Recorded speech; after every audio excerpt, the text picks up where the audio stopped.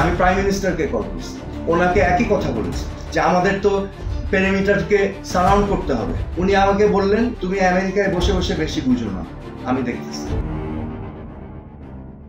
BDR বিদ্রোহ দেশের ইতিহাসে অন্যতম এক ন্যাক্কারজনক ঘটনা।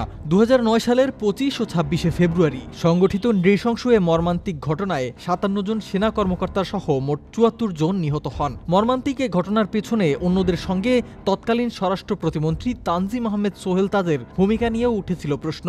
এ বিষয়ে সোহেল তাজ জানিয়েছেন, তৎকালীন প্রধানমন্ত্রী শেখ হাসিনা তার পরামর্শ না শুনে তাকে ধমক দিয়ে বলেছিলেন, আমেরিকায় বসে তুমি বেশি বুঝো না।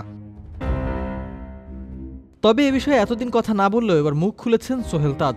সম্প্রতি তাকে নিয়ে তোলা বিভিন্ন প্রশ্ন আর অভিযোগের বিষয়ে তিনি মুখোমুখি হয়েছিলেন একটি বেসরকারি গণমাধ্যমের সঙ্গে। সেখানে তার কথায় বিডিআর বিদ্রোহ নিয়ে উঠে এসেছে বেশ কিছু চাঞ্চল্যকর তথ্য।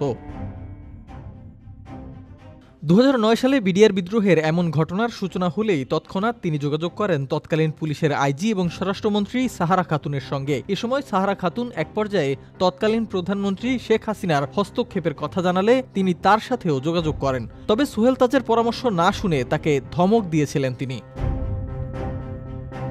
এমনকি দেশে ফেরার পর সোহেল তাজ দেখলেন তার কোনো মতামত গ্রহণ না করেই তৎকালীন বাণিজ্যমন্ত্রী কর্নেল ফারুক খানকে কোঅর্ডিনেটর করে দেওয়া হয়েছে। এ বিষয়ে সোহেল তাজের কথায় উঠে এসেছে, everything was done by the coordinator.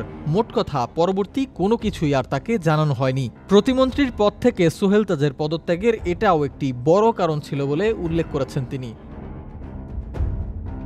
Sohel Taj ওই সময়ে ঘটনা প্রবাহের বর্ণনা দিয়ে বলেন, বিডিআর বিদ্রোহের সঙ্গে কিছু মহল আমাকে জড়াতে চেষ্টা করেছে। এরকম নিকৃষ্ট অ্যাকিউজেশন খুবই দুঃখজনক। একজন নিরীহ নিরপরাধ মানুষকে এমন একটি কালিমা দেয়া ঠিক নয়। সিফাত মাহমুদ, দ্য মেট্রো টিভি।